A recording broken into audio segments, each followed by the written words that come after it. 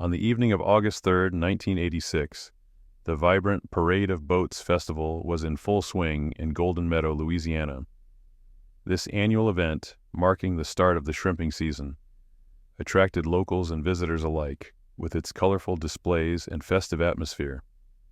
Among the attendees was 22-year-old Paula Budro, a young mother known for her friendly demeanor and close ties to her family. Paula was born and raised in Golden Meadow, a small town where everyone knew each other. As a young mother, she was devoted to her 4-year-old son, Eric, who was the center of her world. Her friendly and warm personality made her a beloved figure in the community. Known for her loyalty and dedication to her family, Paula often spent her time with her parents and siblings, strengthening the already tight-knit bonds. Despite the challenges of motherhood at a young age, Paula managed to balance her responsibilities with an active social life. She was often seen participating in community events and gatherings, bringing her infectious energy and positivity wherever she went. Her determination to provide a good future for her son was evident in everything she did, and she was admired for her resilience and strength. Paula spent the evening of the festival enjoying the festivities before being dropped off at her parents' home later that night. She was last seen by her family around 10:30 p.m. Unbeknownst to them, this would be the last time they saw her alive. Paula's disappearance was initially met with confusion and growing concern. When she failed to make contact or return home, her family reported her missing on August 6th, sparking a frantic search effort. The small community of Golden Meadow rallied together, with friends, neighbors, and local authorities combing the area for any sign of Paula. Despite their efforts, days turned into weeks, and there was no trace of the young mother. The search for Paula Budro extended over 3 agonizing years with no significant leads. Then, in January 1989, a critical development occurred. Hunters exploring a remote, marshy area near Slidell, Louisiana, stumbled upon skeletal remains. The discovery was over 100 miles from Golden Meadow, where Paula had disappeared, adding to the mystery of how she ended up so far from home. Initially, the remains could not be identified. The technology available at the time limited the investigators' ability to make a definitive connection to Paula.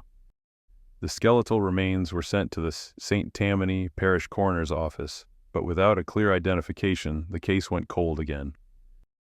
For years, the remains were logged as an unidentified person, and Paula's family was left without answers. In 2022, a breakthrough came with advancements in forensic science. The St. Tammany Parish Coroner's Office revisited the unidentified remains, this time with the assistance of the LSU Forensic Anthropology and Computer Enhancement Services FACES lab. The lab was able to render a possible image of the victim's face using the skeletal remains. This new image was circulated, hoping it would lead to a breakthrough. In October 2022, an anonymous tipster provided a crucial piece of information, a possible identification of the remains as Paula Budro. This tip prompted the Lafourche Parish Sheriff's Office to collect DNA evidence from one of Paula's surviving relatives. The DNA sample was analyzed, and in January 2023, it was confirmed that the remains were indeed those of Paula Budro. Armed with this new information, the Lafourche Parish Sheriff's Office reopened the investigation, determined to uncover the truth behind Paula's disappearance and death. Detectives began by meticulously reviewing all previous case notes and leads. They re-interviewed surviving friends and family members and scrutinized individuals who had been in Paula's life around the time of her disappearance. This comprehensive review soon led them to Russell Lee and Judith Weiser, formerly Judith Lee, who were already known to the investigators from earlier inquiries. Russell Lee, who had a history of violent criminal behavior, had been romantically involved with Paula Budro at the time of her disappearance. Judith Weiser, then his wife, was also implicated. The investigation revealed a complex web of relationships and motives.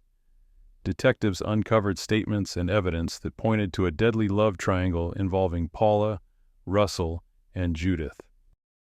Russell Lee's criminal past was extensive, including charges of aggravated kidnapping, assault, battery, burglary, and arson. His propensity for violence added a sinister dimension to the investigation. Detectives concluded that both Lee and Weiser had compelling motives and the means to carry out the crime. The investigation further revealed that Paula had likely been slain, dismembered, and her remains disposed of in the marshy area near Slidell. This gruesome discovery underscored the brutality of the crime and the lengths to which the perpetrators had gone to cover their tracks. Investigators believed that the slaying and disposal of Paula's body were acts driven by rage and jealousy, a tragic end to a promising young life. With the evidence in hand, the Lafourche Parish Sheriff's Office sought and obtained arrest warrants for both Lee and Weiser. In July 2024, law enforcement officials traveled to Missouri and Tennessee to apprehend the suspects. Russell Lee, now with an extensive and violent criminal record, was taken into custody in Missouri on July 9, 2024. The Mountain Grove Police Department assisted in his arrest, ensuring that the dangerous suspect was apprehended without incident. The very next day, on July 10th, Judith Weiser was arrested in Tennessee with the help of the Cumberland County Sheriff's Office.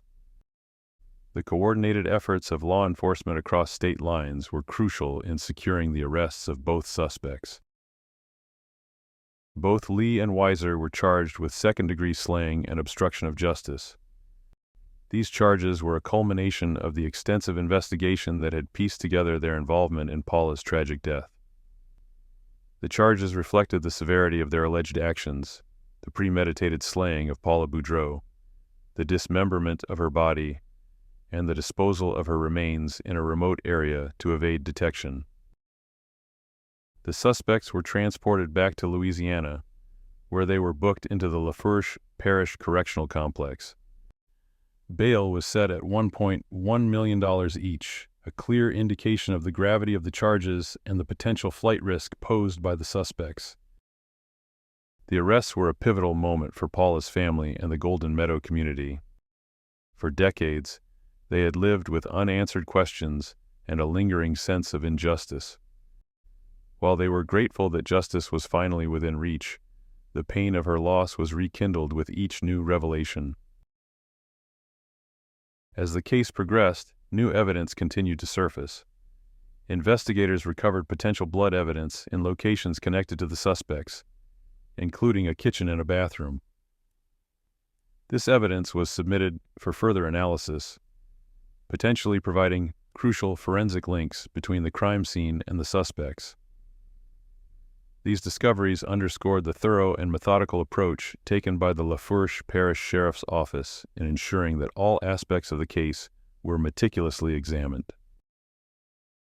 In the midst of these developments, Paula's distant relative, Michelle Chouest, whose DNA helped identify Paula's remains, expressed her emotional response to the breakthroughs.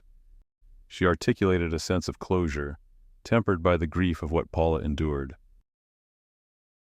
Paula's brother, who had spent years advocating for the case to remain open and in the public eye, expressed a profound sense of relief mingled with anguish. He had lived with the burden of uncertainty and the desperate hope for answers. The identification and the subsequent arrests provided a measure of closure, but also reopened old wounds. He remarked on the bittersweet nature of the breakthrough, grateful for the progress yet deeply mourning his sister's tragic fate. With that being said, the legal proceedings against Russell Lee and Judith Weiser are being unfolded, with the community and Paula's family closely watching each step.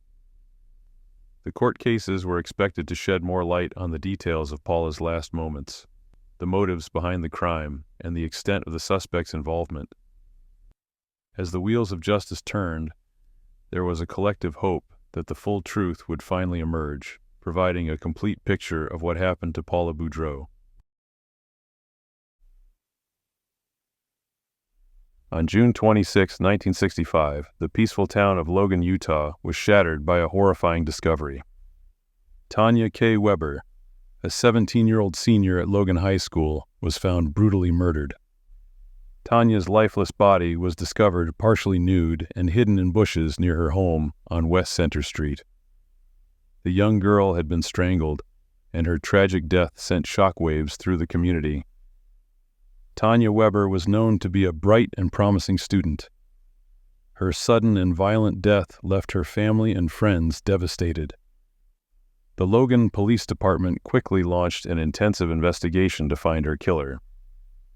They conducted interviews with around 1,000 individuals, collecting statements from 150 of them. The local authorities worked tirelessly, sifting through every piece of evidence they could find. One of the most significant pieces of evidence collected was Tanya's clothing. Investigators meticulously documented and preserved her garments, including her shoes and underwear, with the hope that they might yield clues to her assailant.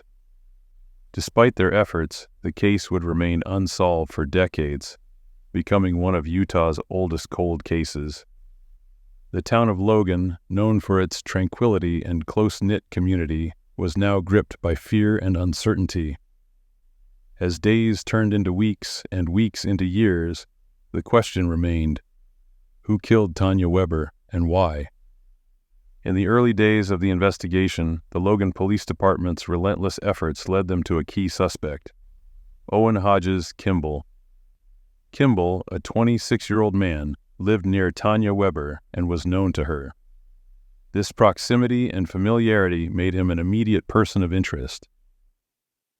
Several days into the investigation, statements from multiple witnesses placed Kimball in the vicinity of the crime scene around the time of Tanya's murder.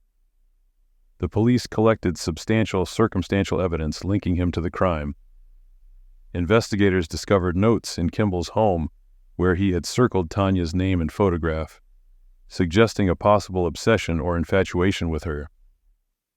Despite these leads, the case took a tragic turn when Kimball was reported missing by his family on June 30, 1965. Shortly thereafter, law enforcement found his body in his vehicle in Logan Canyon. His death was ruled a suicide by carbon monoxide poisoning. With Kimball's death, the investigation hit a major roadblock. The Cache County attorney at the time, B.H. Harris, stated there was no further evidence to pursue additional suspects, effectively leaving the case unresolved. The sudden demise of the primary suspect and the lack of direct evidence left the community and investigators at an impasse. Kimball's death by suicide meant that no further questioning or investigation into his potential motives could be conducted. For decades, the murder of Tanya Weber remained a painful mystery.